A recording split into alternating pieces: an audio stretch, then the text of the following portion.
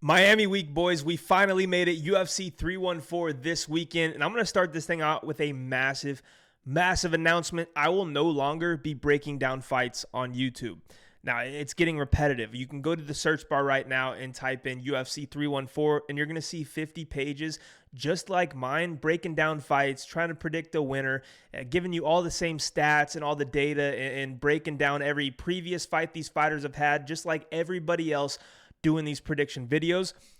So I'm no longer going to be doing them. Instead, I'm going to give you one bet for every single fight on every single card. A bet that could be plus 200, could be minus 200 for a parlay piece. I'm just going to try to find value and bring it to you guys. I think it's something different. I don't see anybody else doing that on here. I think it's a breath of fresh air for me, hopefully for you as well. And it's going to just bring value all around. It's going to help me with my bets. It could help you guys figure out what you want to bet on. And I think it's going to be a really good thing. So going forward, no more picking winners, no more breaking down fights. I'll still do all that on TikTok and Instagram. But on the YouTube channel, strictly just giving out a bet for every single fight on every single card every single week. I didn't post a video the last couple of weeks because I've been sick. My whole family was sick. My 2 kids, my wife. It was pretty bad. So we're back in the swing of things. I'm heading out to Miami on Thursday. I'm going to be at the fight. So if you see me, come say what's up. I'll buy you a drink. It's the least I can do for you guys, showing me all the support you have over the last 3 years. Greatly appreciated. Can't wait to see where this channel goes. TikTok, I just hit 75,000 followers. Instagram, we're about to hit 35,000 followers.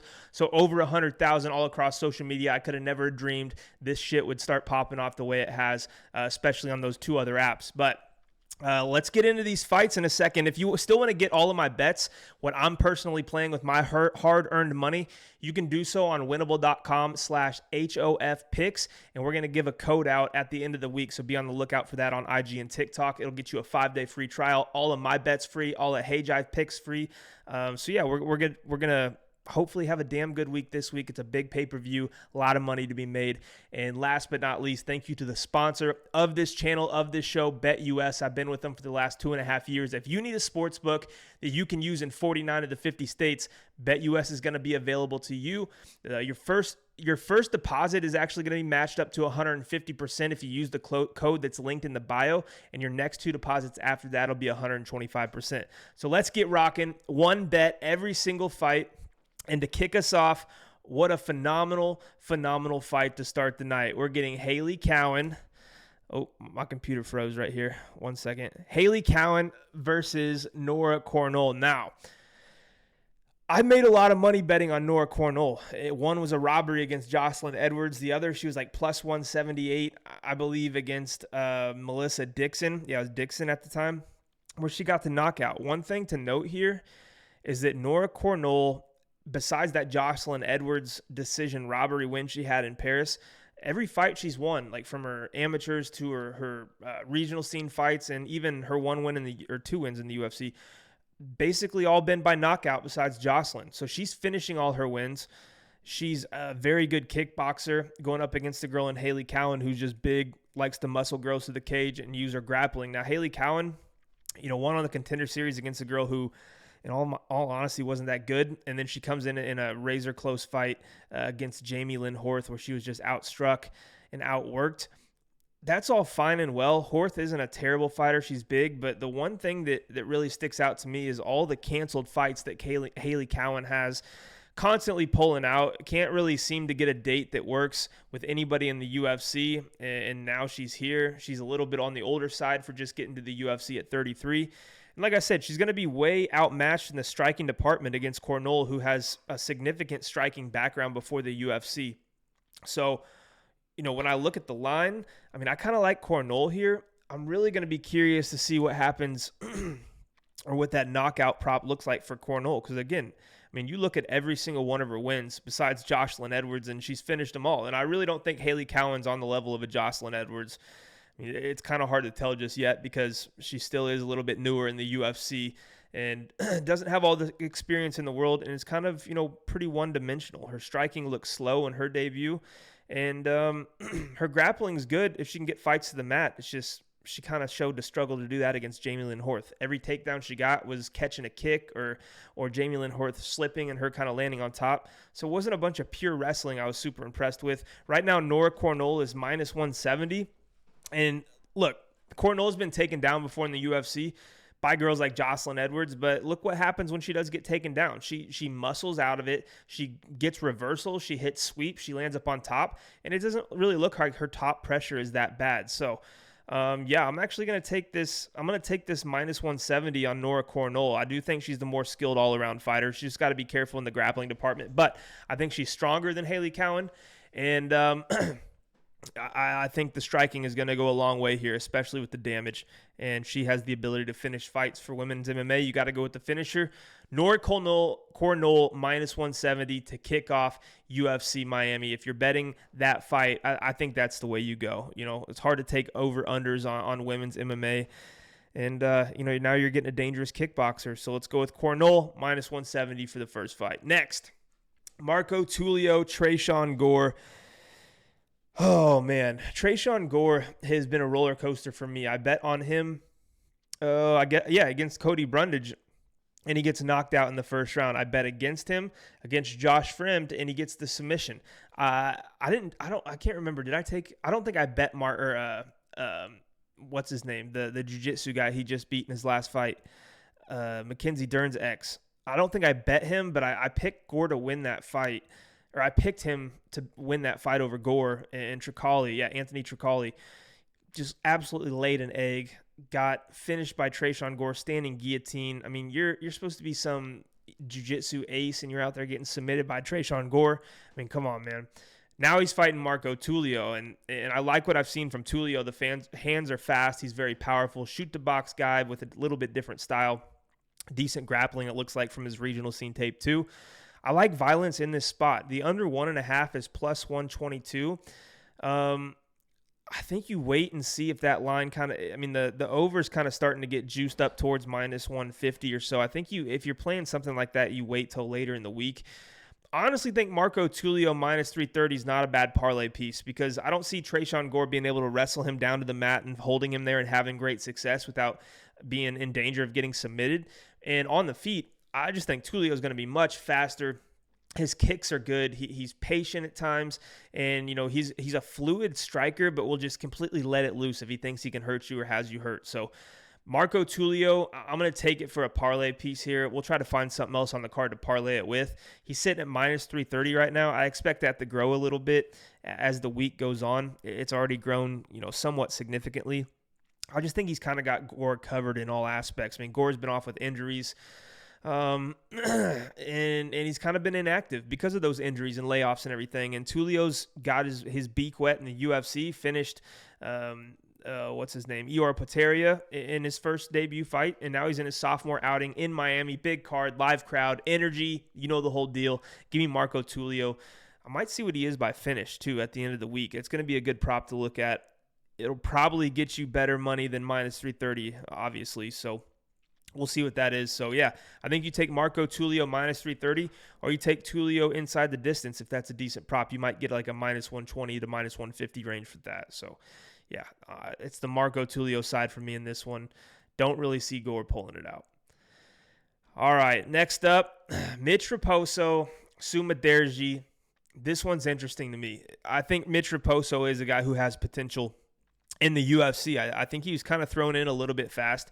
I mean, if you look at him on the Contender Series, he struggled a little bit, and especially making his debut, he struggled there too. Took a fight on short notice against Andre Lima. We all know now Andre Lima is a savage. He's the real deal. He's super skilled. His striking is usually on another level than his opponents, like we saw in his last fight.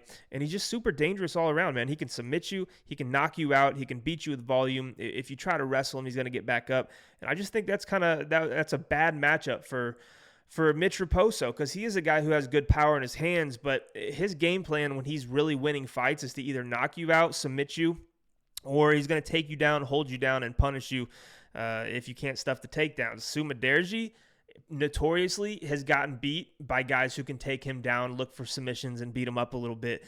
We saw it against Matt Schnell. He had Matt Schnell dropped. He had him rocked 3 or 4 times, and then Schnell kind of bullied him to the ground, hit the triangle, and choked him unconscious. Tim Elliott choked him like that as well.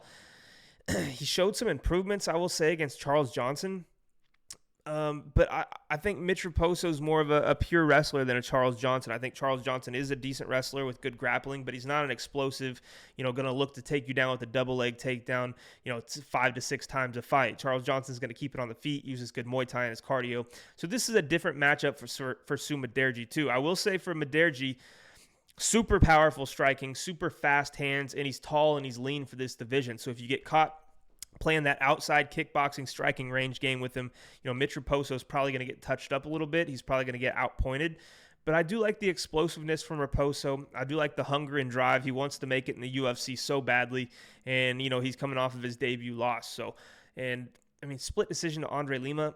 Let's be real, that was a 30-27 Andre Lima. 29-28 would have been kind of generous, but a judge did give the fight to Raposo there. I'm going to take the underdog shot here for the bet on this fight. I'm taking Mitch Raposo. He's plus 154. I think the line might be about right, if I'm being honest. I just like his upside with the grappling here. I'm not going to sit here and lie and say, he should be even money, because at the end of the day, he's winless in the UFC going up against the guy in Sumudaerji who, lost to Matt Schnell, but Matt Schnell was a top 10 fighter at one point, losing to Charles Johnson. Charles Johnson was on a good win streak just a fight ago. So, he's fighting very good competition. He's going to be ready for Mitch Raposo. It's just, can he stuff the takedowns for 15 minutes? Can Raposo find a big right hand and hurt him? Because we've seen Sumudaerji hurt too. And if he does get the fight down and looks for a submission, how well and how much more has Sumudaerji been training that jiu-jitsu defense, the grappling defense, to be able to defend? So I'll take my chances on the dog here. I think that's the value side. Give me Mitch Raposo. Plus 154 right now is on BetUS. All right, next fight, Julian Erosa, Darren Elkins. I absolutely love this fight. I love both of these fighters. Darren Elkins showed in his last fight how much of a dog he is. You can bust him open, split him open. You can look like he's about to pass out because of how damaged he is. His nickname is The Damage, but this guy's going to keep coming forward. He's going to keep grappling you. He's not going to give up. You got to put him out unconscious or choke him out unconscious, or else you're not beating or finishing Darren Elkins. However, Julian Erosa does not get the credit that he deserves, in my opinion, because we've seen him knocked out a couple of times, and some of those are against guys, making their debut, like Fernando Padilla, who just got brutalized by Sean Woodson, or who else did he get knocked out by recently? Alex Caceres had the clean head kick in round number 1. Sung Woo Choi, these are all guys that aren't the top high level, especially not Fernando Padilla, aren't the highest level of guys, but they're guys who are, in Caceres and Sung Woo Choi that are veterans of the sport. Both guys who, at one point, Sung Woo Choi was highly touted as a big prospect coming in. And then, of course, Alex Caceres, been around forever, one of the best, bigger veterans in the division. So, but again, Julian Erosa will then come out against guys like C-Rod and submit him. Ricardo Ramos submits, first round very, very nicely and beats Hakeem Dawodu by decision. The guy has shown he can fight with good fighters. He can submit you. If you have a bad gas tank and you can't take damage, he's going to put the damage on you as well. For Darren Elkins here, I just think it's a little bit past his time. Not as far as toughness, not as far as, he doesn't have a chin because he's old. Just because he just doesn't move as well as some of these younger fighters. He doesn't have the most powerful striking to just end the fight like a lot of guys have been able to do against Erosa. And if Elkins wants to go out there and scramble and wrestle with Julian Erosa, he puts himself at danger of getting submitted at all times in this fight. So, yeah, it is a little bit concerning for me that if you're wanting to take a big dog shot here on Darren Elkins just because of everything I just listed. But again, I'm looking at the other side you could play on this, which would be under or over 2.5 rounds. I just don't know if Erosa is dangerous enough with the striking to knock Darren Elkins out flat. And I think Darren Elkins is well-versed enough on the ground to not get submitted. If this fight happens 10 times, I think Erosa submits him 2 or 3, maybe. So you're looking at, 30% submission chance here. I kind of like the over 2.5 rounds. I don't think Darren Elkins is going to finish Julian Erosa, and I really don't think that Erosa can knock him out. And maybe he submits him. Maybe you could hedge out with that if the odds are good enough. But all in all, minus 110, over 2.5 rounds. I think this is a fight that kind of goes tooth and nail. Both these guys are going to be bleeding. Both these guys are going to be fighting until the bitter end, but both these guys, a little bit too tough for their own good. So, yeah, the play I'm making on this fight goes over 2.5 rounds at -110. I think that'll be a sharp little play. Everybody loves playing the unders, and trust me, I do too, but a lot of times you're going to get these fights hitting that over. All right, next fight up, we're getting Mikhail Oleksiejczuk versus Cedriques Dumas. This is an interesting fight because Mikhail Oleksiejczuk is another guy who kind of has gotten a bad rap just because of some of the losses he's taken. He gets submitted by Kevin Holland in the first round, but he kind of dropped Kevin right before that. People forget. Loses the Shara Bullet, not a bad loss. Michel Pereira chokes him out unconscious in round 1. That was last year at UFC 299 in Miami. I was there as well and actually had a Pereira submission bet at +500, so that was a fun one. But before that, his loss is Caio Bahayo. That's a title contender coming up soon. And before that, Dustin Jacoby. So if you watch Oleksiejczuk fight, yes, he can get submitted. Yes, he's not the best when he gets put on his back on the ground. But if you want to stand and strike with him, he's going to give you a go. It doesn't matter who you are. He beat Chidi and Jaquani by first-round finish just 2 years ago, and not even 2 years ago. And Chidi, you guys know what he's doing now. He's cashing every time out as an underdog, just brutalizing some of these guys. And now he's getting a Cedriques Dumas, who I think is still green. He's not a guy that's been super active in the UFC to where, if he would have been super active, I could have seen where the improvements could have come in for him and he could become, a decent fighter. I just don't really think he's doing that whatsoever. Is he an explosive athlete with a little bit of power? Sure. Yeah, for sure. He can crack a little bit, not the most technical. And I don't think he's a phenomenal wrestler to the point he's going to come out here and just take down Oleksiejczuk and submit him. He was able to get a lot of control time against Cody Brundage, but if you go watch the fight back, he's jumping guillotine and Cody's kind of giving him those takedowns. Oleksiejczuk on the feet is dangerous, man. That left hand is a piston. His boxing is very technical. He's fast with his hands. And against Shara Bullet, he fought hard all 15 minutes in a standing kickboxing match. I think he's going to outgun Cedriques here on the feet. I think he's going to be the better striker. I think he's going to hold more power with that straight left. I think he can hurt Cedriques Dumas. I actually think he can finish him too. Do I think Cedriques has a path to victory? A little bit. It would have to be the takedowns and hold you down, look for submission type of thing. But I just don't think Cedriques is a natural wrestler, natural grappler, the way some of these other guys that have beaten Oleksiejczuk are. So right now, I'm going to lean for this fight. Let me see if I can get a different line on this. The under is under 1.5 is +105. I don't really like that line right here just because of the I guess, potential wrestling coming from Dumas. And Oleksiejczuk's tough, too, with the taking punches at least. Yeah, he gets submitted and finished, but, he's not getting knocked out cold out there very often.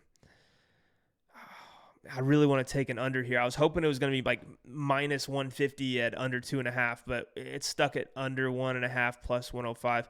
I'm just going to take Mikhail Oleksiejczuk here. He's -195. He's just a better mixed martial artist right now. He's got so much high-level experience. Cedriques Dumas does not. He went out there and got finished pretty badly by Ruzabayev.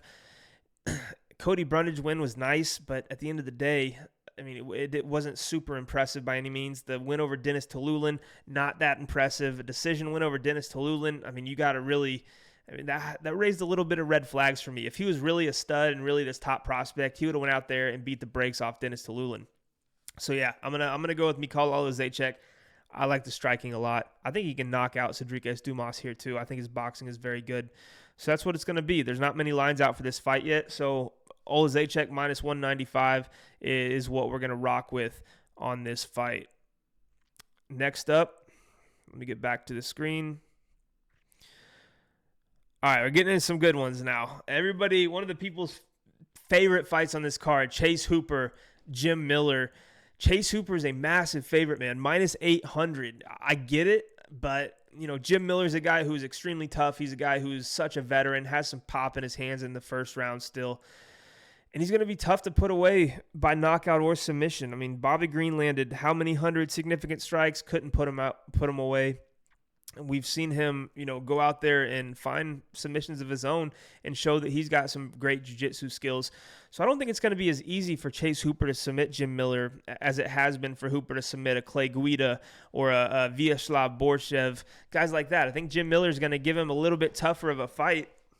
And now he's minus 800. He's a bigger favorite than he was against a lot of these guys that Chase Hooper has fought. Oh, let's look at the props on this, because if you're putting Chase Hooper minus 800 in parlays, you got to be praying to the gods that Jim Miller doesn't spoil that for you. That's not a good number. Please don't do that. That's just asking for your parlay to get busted.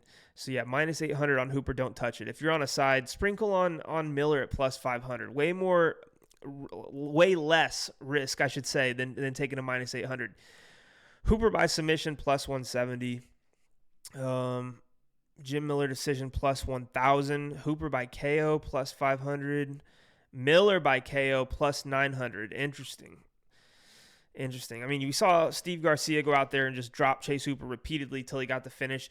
Jim Miller kind of possesses, the skill set to touch Hooper up in the first round if he's not careful. I think Hooper is growing. He's getting bigger, more physical. So, chin, I think he's probably, adjusting to this weight class, speed, and these guys' power the older he gets and the more he fills out.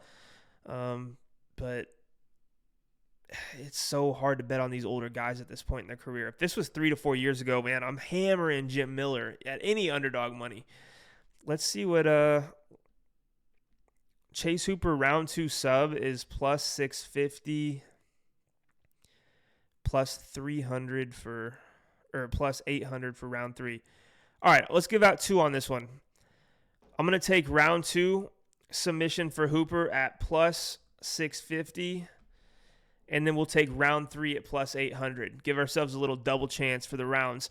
I mean, Miller has slowed down in the past in the second and third round. And if there's going to be a lot of grappling in this fight, I could see him slowing down a little bit more here too. I mean, the guy is older, could be his retirement fight. I don't really know what's happening on that side of things. But I think Hooper is learning and he's getting better with his defense and everything. I think he's going to be harder to catch for Miller. And as the fight goes on, Miller's going to start to wear down. Hooper's going to start to, maybe not get the takedowns easier, but he's going to be able to hop on the back or pull guard and then work his way to the back. Like, Hooper's so good on the ground, off his back even. He's got the long limbs, the long legs, and he just kind of slides in and, gets into these dominant positions, and you just scratch your head and wonder how he did it.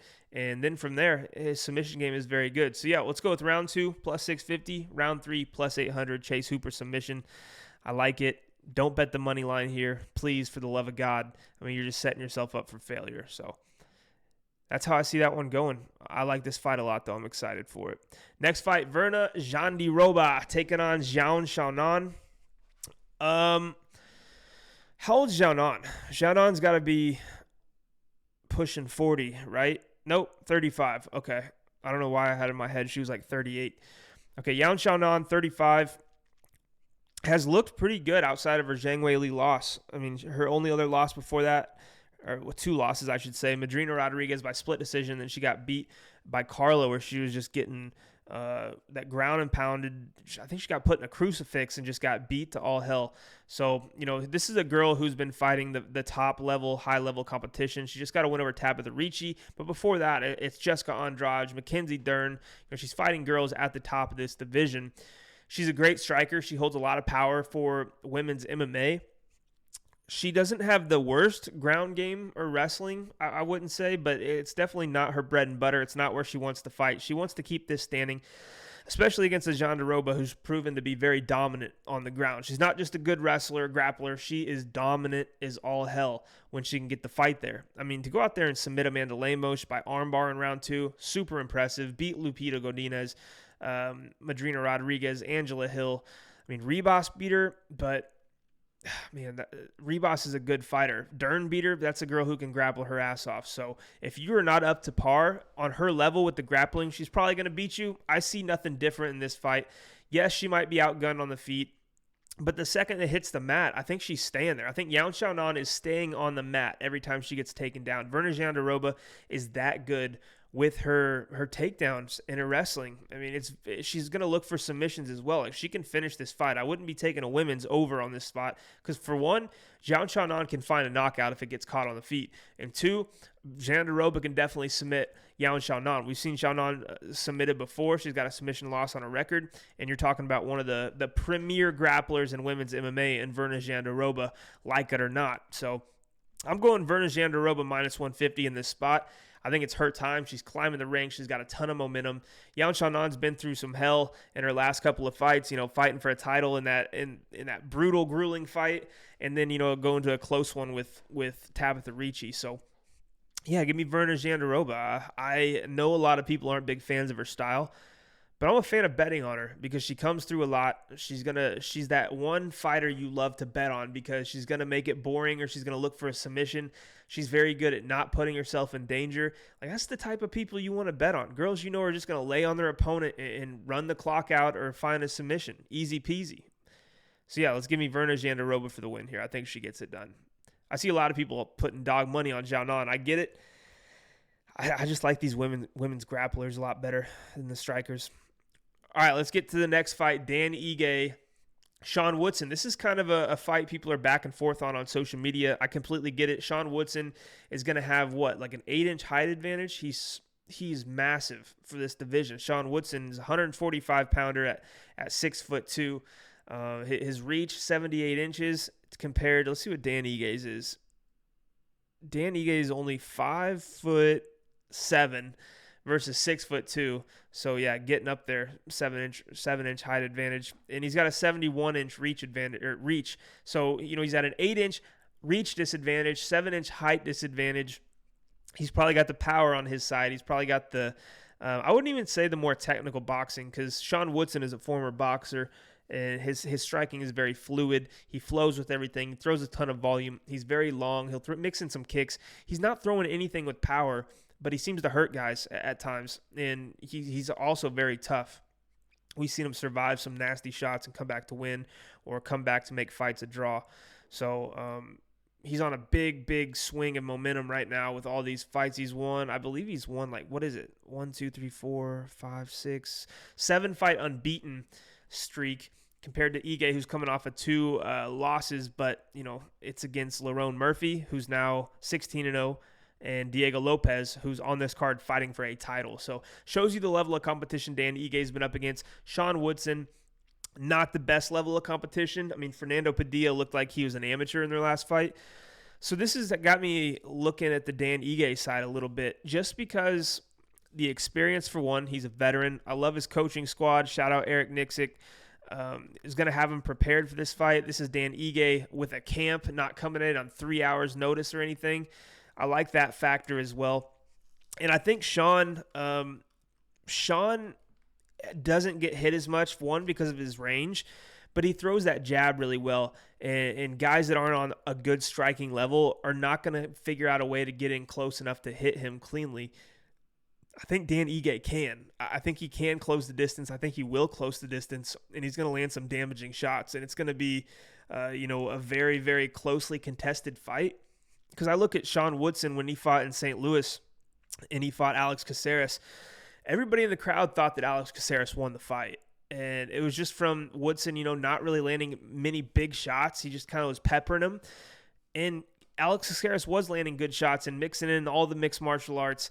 And a lot of people, like I said, thought that Caceres won, and Woodson gets his hand raised. Now with Ige's not going to be scared to throw. He is going to land the damaging shots compared to the volume. It makes me wonder if, for one, Ige can't clip him, because Ige can clip anybody.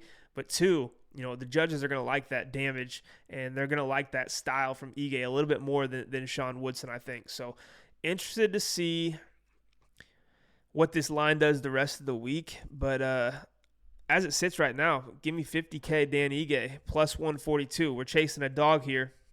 I think it's going to be closely contested. I think if you look like a Dan Ige by KO or decision double chance, I think you're going to get a little bit better price, maybe a plus 160 to plus 175, and you can kind of run with it. So that's what I'm playing. I'm going with Dan 50K Ige. I can't go against my boy. I love watching Dan, one of my favorite fighters to watch.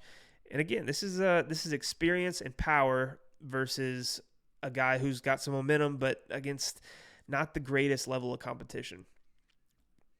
What we got next, boys? We're getting closer to the main card, and it's going to be a damn good one.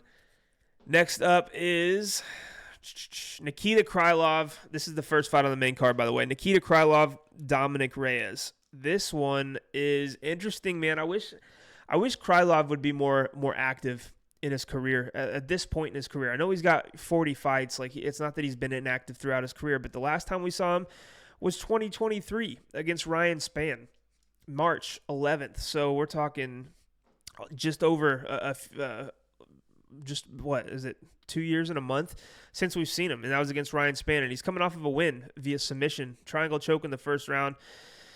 Before that, he fought in 2022, had a fight in 2021. I mean, the guy's just not really been all that active at this point in his career, and I get it. He's a little bit older. I mean, not necessarily. He just had a longer career, but 32 years old. For the light heavyweight division being as shallow as it is, and anybody kind of, having one big performance in the top 10 away from putting your name in the hat to fight for the title, I can't believe he's not more active. I mean, he's on a 3-fight win streak. He's looked good. He finishes fights, and now you're getting Dominic Reyes. So if you can go out here and put Reyes away, and then you can go out and get another fight at the end of the summer or the fall, I mean, you kind of throw your name in the mix to be next for a title shot. There's just not that many fighters in the top 10 right now at light heavyweight that, one, deserve a shot. They've already had their shot, or they're getting older and they're going to retire. So Dominic Reyes, on the other hand, I think this is a super important fight for him to win, because if he does, he's now on a 3-fight winning streak after having that absolute drop off after the Chris Weidman fight. I mean, after the John Jones fight, he loses to John Jones, and then he loses to Jan Blachowicz by knockout, Yuri Prohaska by knockout, Ryan Spann by knockout. Takes a long breakaway, 2 years off, comes back, knocks out Dustin Jacoby, finishes Anthony Smith by TKO. If he could come out and beat Nikita Krylov, he's right back in the mix, man. That's a 3-fight win streak, all finishes. Like, this is so important for both fighters, and I don't think people really realize it. Whoever wins this fight is knocking on the doorstep of a title with one more, maybe 2 more fights. I mean, you're looking at guys like Khalil Roundtree was ranked, 7 or 8, and he got a title shot. So it's like a big performance here from the guys that are top 10 or fringe top 10, and you're really going to be setting your eyes on the gold. So I kind of like Dominic Reyes on the money line if you're playing it for that side. I think he has enough power to knock out anybody. But Krylov's been hurt before, and he survived, and he comes back, and he seems to, always have that takedown game in his back pocket, to where if he is hurt and he can get you to the ground, his jiu-jitsu is so good that he's probably going to either hold you down or find that submission once you make a mistake. Dominic Reyes' defensive grappling has been good. I mean, we saw it against John Jones. He was able to stuff takedowns. He was able to get back up from takedowns, and overall looked really, really good. Didn't really have to show it in any other fights because he's either getting knocked out or finding the finish of his own. But here I think it's going to serve him well. I'm actually going to take a shot on Dominic Reyes as the underdog at plus 158. I love Krylov. I think he's very skilled. I think he's very dangerous with both the hands and the submissions. But he's so inactive, man. And he's taken some damage in his career. And so is Dominic Reyes. But Reyes is riding momentum. It seems like he's super locked in. He's getting super active, looking more comfortable in there. I think it's going to continue. He's going to continue getting more comfortable, and he's going to come out here and get the dub. So, yeah, taking another underdog, some more plus money for you guys. Dominic Reyes plus 158 on BetUS is what I'm playing in this fight. And I'm super excited for this fight. Kick off the main card with one of the most exciting fights. That's what Dana White usually tries to do. That's the recipe. I think he's definitely doing so here. All right, next fight up. Yair Rodriguez, Patricio Pitbull making his debut in the UFC, and this seems like it's way overdue, man. Everybody wanted him in the UFC a long time ago. It's just, 37 years old to make your debut is just a little bit too late, in my opinion. Not that he can't win, not that he can't win fights in the UFC, but I think everybody would have loved to see him in the UFC 7-8 years ago. Late 20s, almost 30. Let him have his best years in the best organization. I think people are going to have a little bit of false hope for what he can do at this stage. And, he's coming in against a lot of killers in this division. I don't know if I'd like to say he can go out there and beat a guy like Yair Rodriguez, But Yair is such a hard puzzle to figure out. And, he's got some power. He's got submissions. The thing that I just have noticed with Pitbull lately is he's just a little bit low volume, and he's not really going out there to finish fights like he once was. He doesn't seem to have as much sting on his shots as he once was, or as he once had. But for Yair, I mean, he's kind of struggled as of late. The Ryan Ortega fight was super disappointing. I mean, Ortega basically breaks his ankle before the fight happens in front of everybody. And then, Yair had some good moments, and he gets choked out in round 3 because he looked like he gassed out, had nothing left in the tank. That would be my worry in this fight against Pitbull. If he gasses out, Pitbull could come alive late. But early on, man, I really do think Yair can land some damaging shots against Pitbull.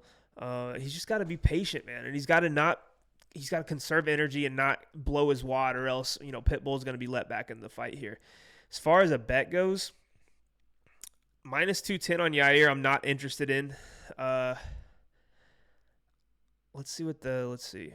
I mean, plus 175 on Pitbull. I can't really blame anybody for taking that. I'm not personally going to take that or give it out just because, like I said, 37, not as much volume. Now he's going to a better organization than Bellator against Yair, who's super dangerous, and he's a hard puzzle to figure out at times. I kind of like the over 2.5. It's minus 160. I think that I do think Pitbull's tough enough to survive Yair, and I don't think he's going to throw enough volume, or he's not going to hit Yair cleanly enough to knock him out. If Yair gets tired, I don't think he's going to be able to submit Yair either. And ultimately, I think I could see this kind of getting into a little bit of a firefight in the later rounds where both guys are a little more tired, not as powerful, and it becomes a fun fight. But I don't think either guy can finish the other at this point. Over 2.5 is my play. If you are taking a side, I hate to say it, but I think Pitbull's a side at plus 175, especially what we've seen out of Yair, man. I know Yair's fighting Ortega and Volkanovski and cream of the crop, but minus 210, I wouldn't feel comfortable with that play. Give me the over 2.5, minus 160. We'll see what happens with it. All right, boys, next fight. We're getting close to the end already, but now we get Bryce Mitchell and Silva. Holy cow, man! This fight is going to be talked about for a while. I think whatever happens here. I mean, this is not so much a start of a rivalry, but if you listen to Bryce Mitchell talk about this fight and how this is good versus evil, this is God versus the devil, it's crazy, man. It makes you think about how much bad blood could be in this octagon when these two step in there, and how bad each other want to beat the other. I mean, Bryce Mitchell's doing this as trying to be the savior of the world, and Silva's just a psycho who's going to be barking. He's going to be out there looking to take Bryce's head off, and Bryce Mitchell's going to be looking to take him to the ground and punish him in that manner. He's going to throw ground and pound. He's going to look for submissions, but I do think he's going to find success with the wrestling. It's just, I don't know if he can hold down Silva. I think Silva can get back up. I think he's super explosive, super strong. Trains at Fighting Nerds. He's got Kaio in his gym. He's got all these phenomenal grapplers to where I think he's going to be ready to get back to his feet. Now, can he knock out Bryce Mitchell? Of course. Bryce, we saw it happened against Josh Emmett. I mean, that was one of the nastiest knockouts we've seen in a long time, and a knockout that, the chin doesn't always recover from that. Earlier in the week, Bryce Mitchell was like plus 300. If you were playing that side, I think you kind of missed the boat. He's down to plus 218. I don't really think there's a ton of value left on the bone here, considering what he was at one time. But I do kind of like under 2.5 at minus 165. But again, let's all look for something else. I'm not real comfortable giving that out, because at the end of the day, Bryce Mitchell could come out here and get takedowns and hold him down and take him down over and over to where there's not going to be many finishing opportunities for Silva in this fight. They're going to be few and far between. And if that happens, I think this definitely soars over 2.5, because I don't think he's finishing Silva. And if he does get caught on the feet, Bryce Mitchell, outside that Josh Emmett knockout, has been fairly durable and has looked pretty good at avoiding the big shots. So, yeah, I'm not real comfortable at under 2.5. Let's see what else we got on this.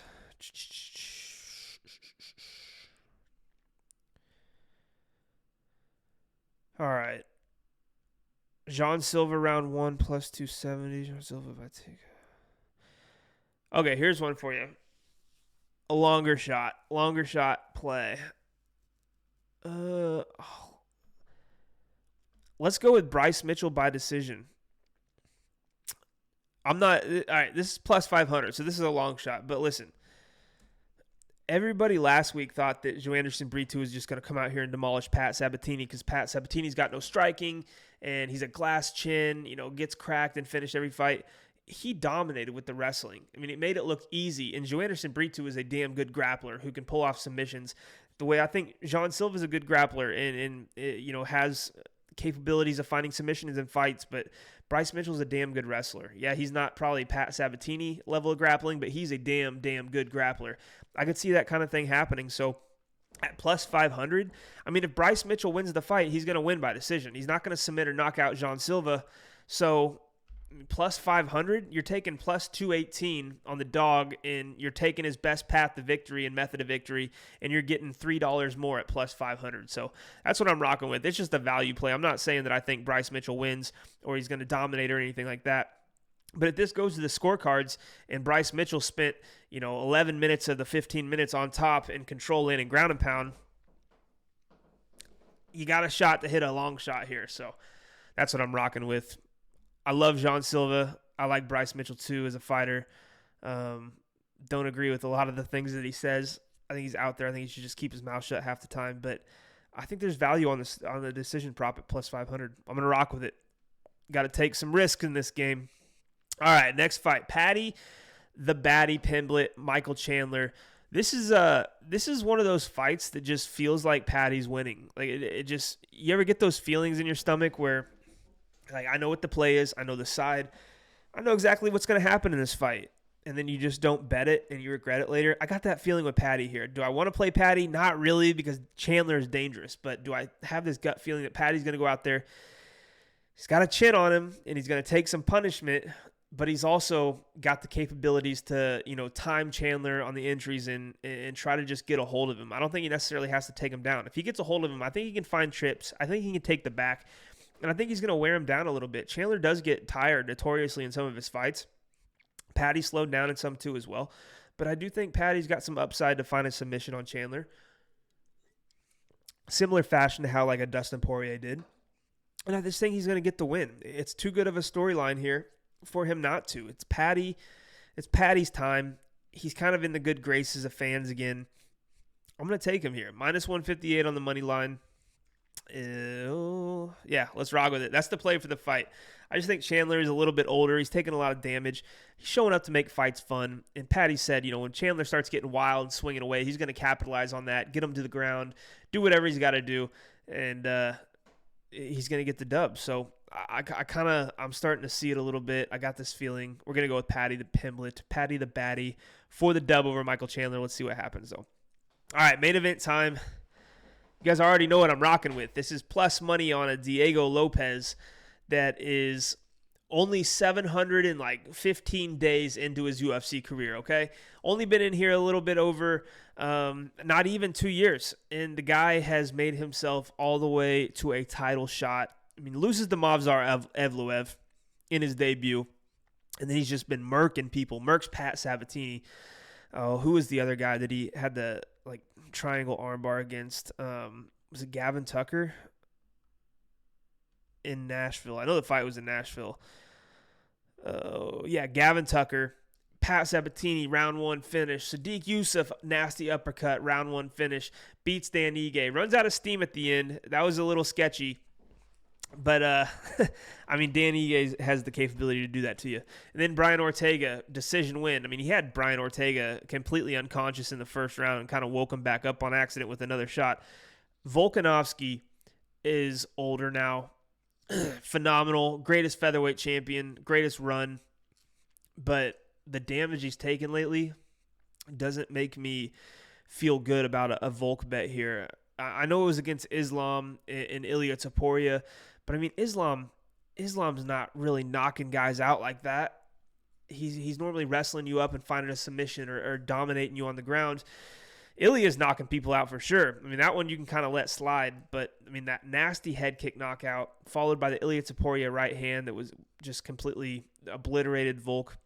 Now you're going up against maybe one of the most aggressive fighters in the division, if not the UFC. a guy who chases finishes at all times. I mean, Diego Lopes, just watch him. I mean, go back and watch some of his fights. From the moment the bell rings, he's coming across the cage. He's trying to end the show. Did it against Sadiq Youssef. He did it against Pat Sabatini. And, Movsar Evloev in that fight, he had him locked into some nasty submission attempts that were super close. Movsar, in that knee bar was holding on for dear life, just praying the bell would get there or he could get out of it. I kind of see Diego finishing Volk in the first 3 rounds, if I'm being honest. You guys all know the curse. Fighters that are 36 and over, 35, 36 and over in title fights are like 0-15 in the last couple of years or last however many years. And Volk falls into that category. So it's really hard to get behind Volk here. He seems like he's got a lot going on outside the cage. I believe he just signed a TV deal for the Food Channel. I mean, the guy is kind of looking like he's going to retire maybe with his next loss. And that could definitely be this Saturday against Diego Lopes. Diego, I think, is constantly getting better. If you watch him train, it looks like he's in phenomenal shape. And he's been working on that cardio like crazy. And if you look at him standing next to Volk, he is huge. He's massive compared to Volk. So, yeah, man, I'm taking the younger fighter, the guy who's just salivating to become the champion, Diego Lopes, the guy who's extremely tough and a guy who's going to fight until the very bitter end and has a good chance to finish you. So Diego Lopes is the play. He's plus 105 right now on BetUS. That's the last play for UFC 314. That's one bet, even 2 on one of those fights for every single card at UFC 314. We're going to do this every single week for every single card. I'm super excited about it. It's something new, breath of fresh air. You guys get the gist. Again, if you guys want to get every single bet that I'm personally playing for UFC 314, you can go to winnable.com/HOFpicks. I'm guessing the code is going to be Miami, but check the IG and TikTok later in the week, and you'll get that 5-day free trial with every single bet that we place for completely free. Just make sure if you don't want to be a premium member after that 5-day free trial, go ahead and cancel. But once we make all this money and hit big on Saturday, I know you guys are going to want to stick around in the premium group. Again, thank you guys for being here every single week. Hit the subscribe, hit the like, comment, all of that good stuff. Follow me on IG and TikTok at The Parlay MMA. This has been a fun ride the last 2.5 years. I can't wait to see where it's going. When I started this, I would have never guessed that I'd be going to, if somebody had told me when I first posted my first video, in the next 2 years, you're going to be at 12 or 13 UFC events because of what you're doing right now on social media, I would have called you crazy. I would have said that's worth it enough to just keep grinding through this every single day, every single week. But, we're going to UFC Miami. We're going to UFC Kansas City, Iowa, probably be at Vegas in the summer. If there's a St. Louis or Chicago card, I'm going to be there. If there's a Phoenix card, I'm there. So, man, I just feel blessed. It's all because of you guys who watch my content week in, week out.